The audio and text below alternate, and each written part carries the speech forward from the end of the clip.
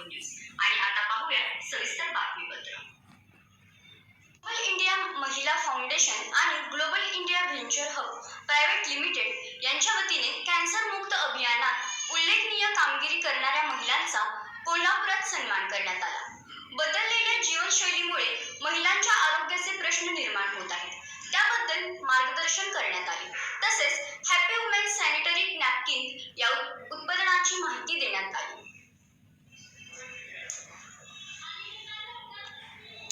Global India महिला foundation आणि global India venture hub private limited यांच्या वतीने कॅन्सरमुक्त अभियान सुरू आहे.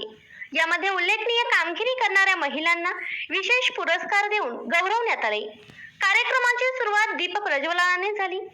कॅन्सर मुक्ती हा जनजागृतीचा महत्त्वाचा विषय असून हॅपी वुमेन सॅनिटरी नॅपकिन उद्योगांच्या माध्यमातून महिलांना आरोग्याबद्दल जागृत केलं जाते.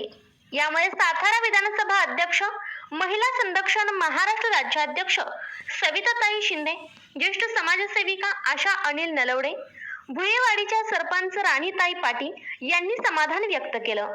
यावेळी सुरेखा सुतार यांना अर्धा तोळ्याची अंगठी देऊन त्यांचा विशेष सन्मान करण्यात आला. यावेळी आरोग्य योजनेची व उपचाराबद्दलच्या पॉलिसीची माहिती LIC व्यवस्थापक संजय पाटील यांनी दिली.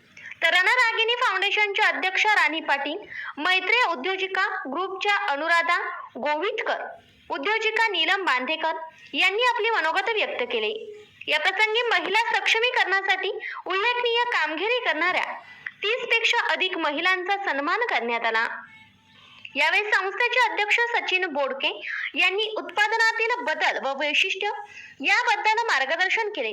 यावेळी कंपनीचे लीडर पदाधिकारी उपस्थित होते.